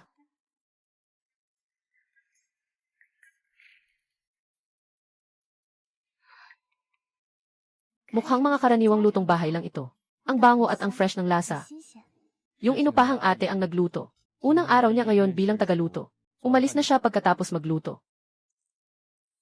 Tikman mo kung masarap. Kung gusto mo, kunin na natin siya. Banayad lang ang mga putahe. Napanatili ang orihinal na lasa ng mga sangkap. Nagdagdag ng asukal para sa lasa. Ito ang paraan ng pagluluto sa suzhao. May kaunting pamilyar na lasa mula sa aking bayan na libu-libong milya ang layo. Salamat, tita. Sobrang sarap ng ginawa mo. Taga-Beijing siya. Kagaya nila Hining. Ang lasa ay tiyak na mas nakatuon sa hilaga. Hindi mahilig sa matamis, hindi ko inasahan. Na maghahanap siya ng tiyahin mula sa suzhao cuisine para umangko. Dahil gusto ko. Kaya't panatilihin ang tiyahin. Para magluto sa iyo ng 3 beses sa isang araw. Hindi lang pagkain. Parang may bahagyang tamis na lumalabas mula sa isang lugar. Ang sinasabi niyang magsama sa hirap at ginhawa. Talagang nakakaantig pala iyon. 20,000 ang isa. Ayos talaga. Songxi, isang pindot mo lang, nakakuha ka na ng isla na nagkakahalaga ng 25,000. Uy, si Kya, ang saya ng laro niya. Maganda rin ang trabaho niya. Sige, maglalaan ako ng oras para umuwi. Sige po, tita. Ang sukat ko ay, sabi ni Lola, ganito ang kaugalian sa suzhao.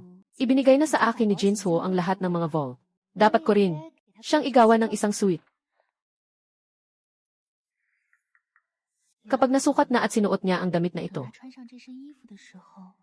Ano kaya ang magiging itsura ng mukha niya?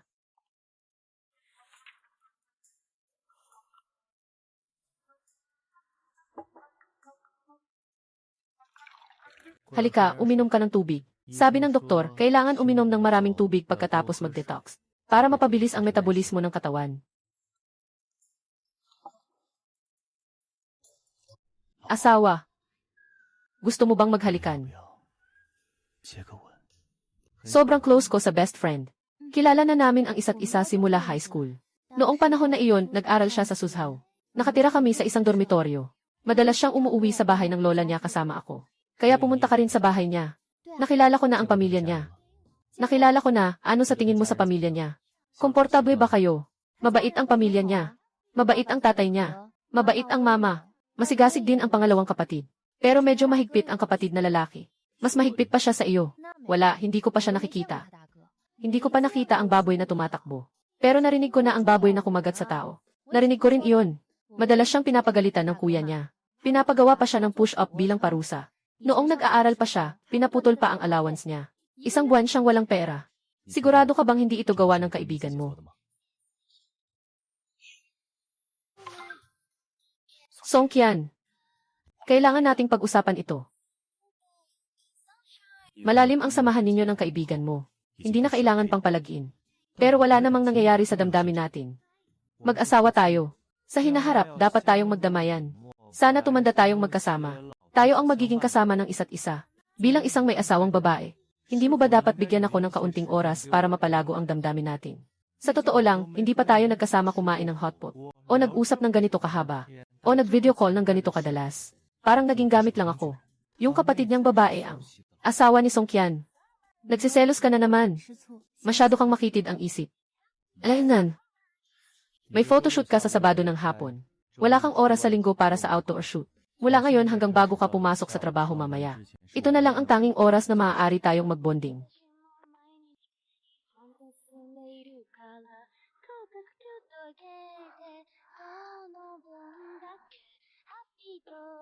Asawa. Gusto mo bang maghalikan tayo? Seryoso ba siya? Okay. Sana makita kita sa pinakamasaya. Ang kanyang teknolohiya ay umunlad ng mabilis. Napakasuwabe. Mas bihasa siya kumpara sa nakaraang pagkakataon. Huminga at magpalit ng hangin. Sobrang kinakabahan. Nakalimutang huminga.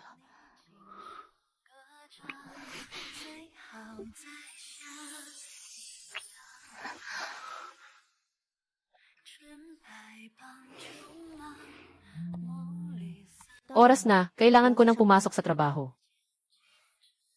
Hatid kita gamit ang kotse.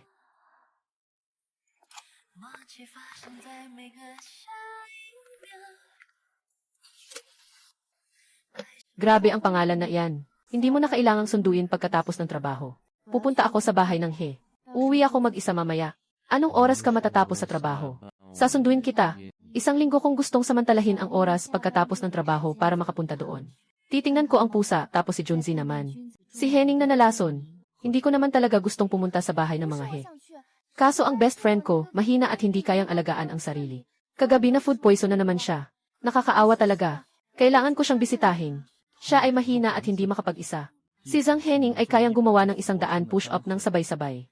Malakas na parang baka, siya ay mahina.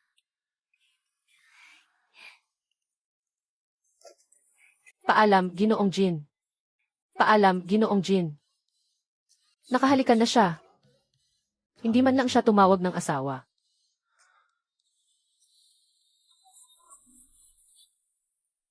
Mag-ingat sa trabaho. Huwag masyadong mapagod, Dixon.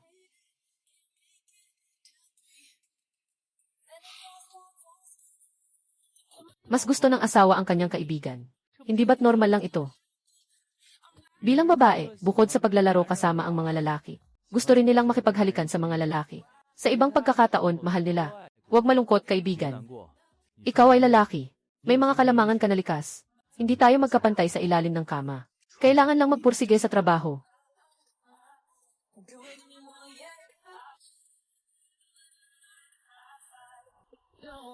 Sa unang pagkakataon, wala akong karanasan. Ngunit sa mga sumunod na dalawa, sinikap kong maging maingat at ilaan ang oras. Dapat ay nasiyahan si Songkyan. Ngunit hindi ito nakaapekto sa kanya kahit kaunti. Nagtakbo sa gitna ng gabi para makipaglaro sa kaibigan. Hindi ako sinama. Ang mahalaga ay si Zhang Henning. Sobrang clingy niya. May paraan bang maalis siya sa kaibigan? Gamitin ang pera. Kung pera ang solusyon, hindi na iyan problema. Hindi masyadong mahilig sa pera ang misis ko. Pinagagawa ko sa'yo na saktan ang kanyang kaibigan. Pinapagawa mo sa kanyang kaibigan na umunlad. Kasama siya na maranasan ang walang katapusang yaman at kasikatan. Sa paglipas ng panahon, hindi ba't makikilala mo na ang puso ng tao? Kahit na balang araw gusto niyang makipaghiwalay. Kailangan siyang pigilan ng kanyang kaibigan. Ang pagkuha ng tiwala ng tao ay isang magandang paraan. Kaya't ang pinakamahalaga sa iyo ngayon ay alamin ang mga hilig ng best friend niya. Magpakitang gilas ayon sa gusto niya para gumanda ang impresyon. Hindi na kailangang alamin. Dati si Zhang Henning ay laging nakatuon sa pag-ibig.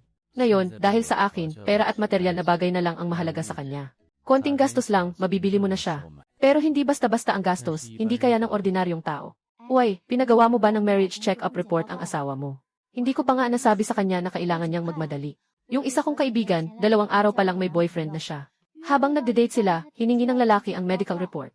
Agad namang pumunta sa ospital yung lalaki para magpa-check up. Ganyan dapat ang tamang ugali ng isang lalaki, di ba? Kung ang lalaki ay puro palusot. Siguradong may tinatago yan. Tama ka dyan. Ang unang bagay na gagawin ko pag uwi ko ay imungkahi sa kanya na magpa-check up. Kailangan mo ring magpa-check up.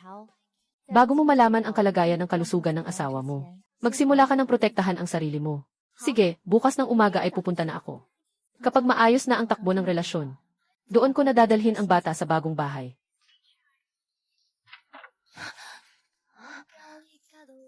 Nandito ka na. Kumain ka na ba? Kumain na ako. Ikaw, kumain ka na ba? Pwede kang pumunta sa medical. Ano to? Medical report code 2. Pasensya na, sobrang na-excite ako noong araw ng pagkuha ng marriage certificate. Nakalimutan kong magpa-medical exam para sa kasal. Hindi ito masyadong responsable para sa iyo. Pumunta ako sa isang pampublikong otoridad ngayong hapon. Tinapos ko ang isang bahagi. Ito ang resulta ng pagsusuri. Hindi ko inasahan. Habang ako'y nag-aalinlangan at nag-aalala. Naisip na niya agad ang susunod na hakbang. At mabilis niya itong isinagawa. Nakuha ang resulta na gusto niya. Sige, mag-apply ako ng leave sa umaga sa susunod na araw. Gagawa rin ako ng isang ulat sa pagsusuri ng kasal. Kahit kailan ay pwede. Walang pagmamadali dahil alam ko ang kanyang unang karanasan. Walang anumang problema. Lahat ay normal. Talaga namang mataas ang 189. Mauna na akong matulog. Good night. Hindi naman kailangang sa araw lang natin palagin ang relasyon natin. Halimbawa, pwede rin naman sa gabi. Gusto mo bang humalik ulit? Hindi naman kailangang sa araw lang natin palagin ang relasyon natin. Halimbawa, pwede rin naman sa gabi. Gusto mo bang humalik ulit? Kadalasan bang humahalik? Naka-addict siya. Masarap ang pakiramdam. Malinis na asawa, gusto ng isang halik. Ano bang masama sa kanya?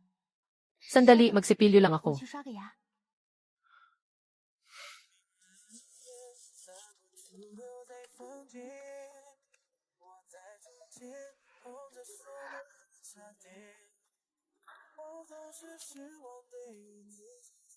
Magsisimula na ba? Ayos lang.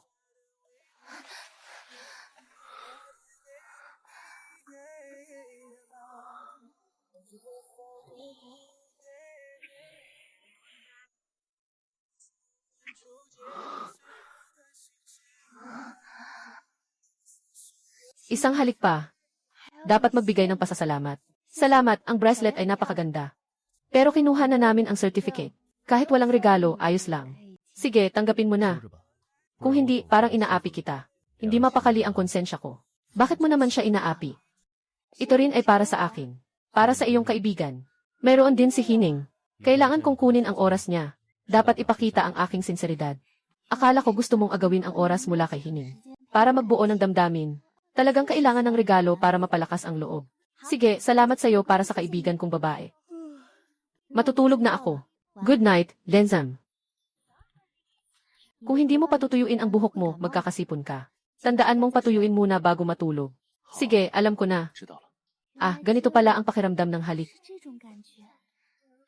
Ang tagal ng halik, nauuhaw na ako. Hindi ba siya bagong naligo? Bakit siya nag-shower ulit? Nakakabahala. Ang bait ng asawa mo. Hindi mabibili ng pera. Ang galing ng asawa mo.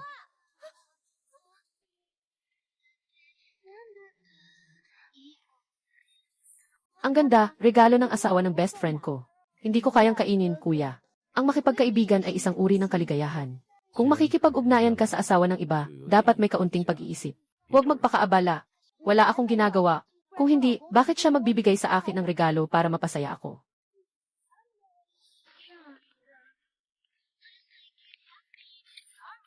Kailangan ng inyong pirma sa mga kontratang ito, Ginoong Presidente.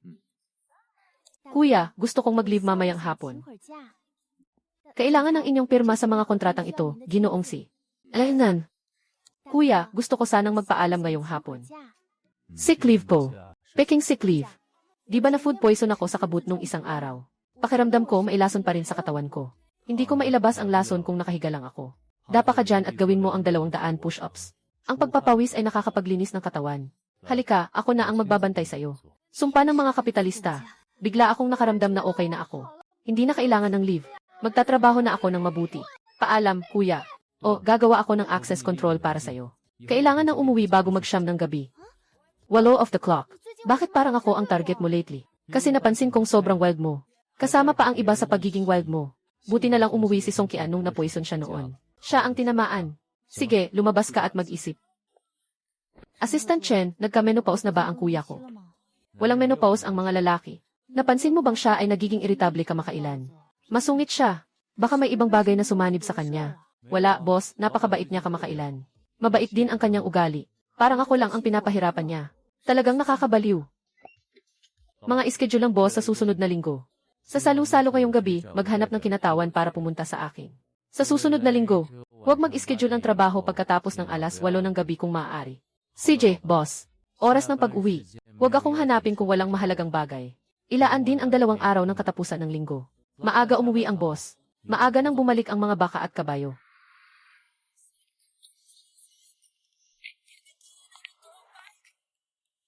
Itong dalawa.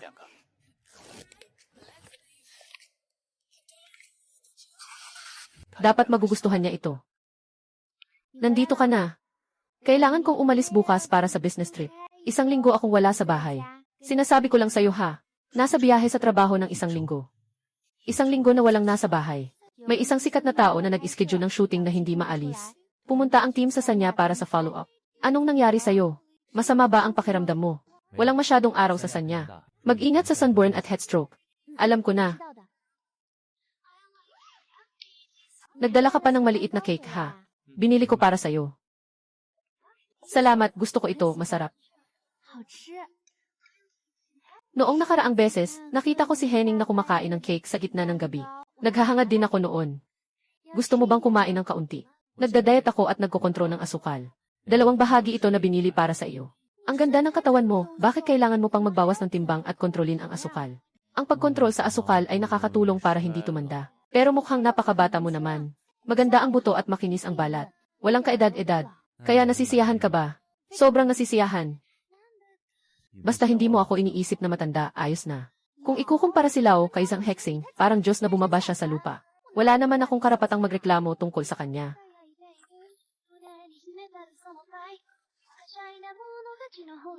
Ihahatid kita sa airport gamit ang kotse ko. Kaya pala ang aga niyang nagising para lang ihatid ako. Pwede naman akong mag-taxi, makarating din ako. Sasagutin naman ng kumpanya ang pamasahe sa taxi. Dalhin mo ito, kainin mo sa sasakyan. Noon, laging nagmamadali kapag may business trip. Pero ngayon, sa mga lugar na nandoon siya, maging sa sasakyan parang isang ligtas na tahanan. Bago umakyat ng eroplano, mag-send ka ng text. Pagkatapos bumaba, ipaalam mo na okay ka. Okay, Ate Jai. Sino yung gwapong lalaki kanina? Boyfriend mo ba siya? Nakipagrelasyon ka sa isang estudyante sa kolehiyo. Parang gumuho ang langit para sa asawa ko. Ang bata-bata mo pa, pero pumasok ka na agad sa libingan ng kasal. Akala ko pareho tayo. Na hindi naniniwala sa kasal. Para sa akin, hindi naman libingan ang kasal. Pwede itong maging tahanan ng isang tao. Ang kinukunan natin ngayon ay isang sikat na kwento tungkol sa isang boss na naging viral kamakailan. Ngunit ang pangalawang linya ng bituin na may mga chismis. Maraming magaganda sa industriya. Ngunit siya ang kauna-unahang ganito. Sister photographer. Tapos na ba ang pagkuha? Mainit ba? Mamaya, bibigyan kita ng kape. May isa pang set na natitira. Kapag natapos na, tapos na ang trabaho. Tapos na, magkape tayo. Pasensya na, hindi ako umiinom ng kape sa gabi. Paano kung imbitahan kita sa hapunan? Hindi mo ba ako masyadong kilala? Paano mo ako maipapakita ng maayos? Mas mabuti pang pumunta ka sa kwarto ko mamaya. Mag-usap tayo ng mabuti. Sobrang mahigpit ng asawa ko. Sinasabi ko sa'yo, ilayo mo ang kamay mo ng maayos. Kung hindi, kapag nakita niya, pwede niyang putulin ang kamay mo. Ate, ang cute mo talaga. Putulin pa ang kamay. Parang ang asawa mo ay isang sobrang drama na boss. Kung gusto mo yan, pwede kang makipaglaro sa akin. Talagang sikat na sikat. Naging malandi na sa mga staff. Kamakailan lang, naglaro ako ng isang boss. Bakit hindi ka pumunta sa kwarto ko mamaya? Ako na mismo ang gaganap para sa'yo. Dahil sobrang gusto mo ako. Halika, mag-selfie tayo kasama. Ipopost ko ito sa fan group mo ha. Lahat ng mga tagahanga ay mga girlfriend fans. Ang larawang ito ay para sa chat. Bakit mo sinisira ang karera ng iba? Tumayo ka na, magsimula na tayo. Bumagsak ang pag-display ng pabo. Hindi nakuha ng magandang babae. Sister Kian, ang galing mo kanina. Yung si Luzihan, may 8 milyong tagahanga siya. Hindi niya binigyan ng kahit kaunting respeto. Hinaharas niya ako. Kailangan ko pa ba siyang igalang? Nagalit ang studio ng artista.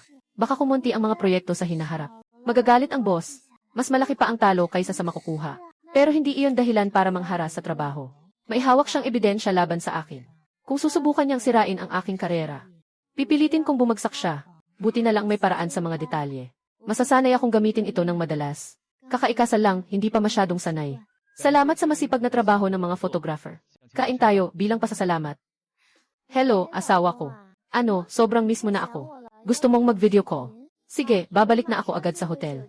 Magkikita tayo pagbalik. Muah-muah, ang asawa ko nag-check na naman. Hindi na ako sasabay sa inyo sa hapunan. Bay, ang astig ko pag nagtatrabaho. Bakit sa likod ng mga eksena ay parang siya ay may utak ng pag-ibig? Kasi gwapo ang kanyang asawa. Tinawag niya akong asawa. Sinabi pa niyang sasamahan niya ako mamaya. May puwang siya para sa akin sa puso niya. Jinzu, nandyan ka pa ba? Nandito, pasensya na. Katatapos lang ng isang salu-salo na ayaw kong puntahan. Ginawa mo akong panangga. Ang pagiging kasal ay talagang maginhawa. Nakakatulong ito para maiwasan ang maraming masamang relasyon. Kailangan ko pang humingi ng tawad kahit tinatawag kitang asawa. Talagang ikaw ang asawa ko. At talagang namimiss kita. Kapag kailangan mo ako, gamitin mo ako ng walang pag-aalinlangan. Sige, masasanay akong madalas gamitin ka. Kakakasal lang, hindi pa masyadong sanay. Kakatapos ko lang umuwi. Nakita kong nahulog ang mga damit na nilabhan mo sa terrace. Tutulungan kitang labhan ulit. Pasensya na at salamat. Walang anuman. Ang paglalaba para sa asawa ay dapat gawin ng isang asawa. Ilalagay lang sa washing machine ang mga damit. Bakit may tunog ng tubig? Naghuhugas ba siya ng kamay? Kaya pala ang sinasabi niyang damit ay ito. Sanay akong maghugas ng kamay at ilagay sa araw para patayin ang bakterya. Ngayon, nahuli niya ako. Hugasan pa niya ito para sa akin. At ang bulaklaking seda na ito ay regalo pa ni Zhang Henning. Nakakahiya.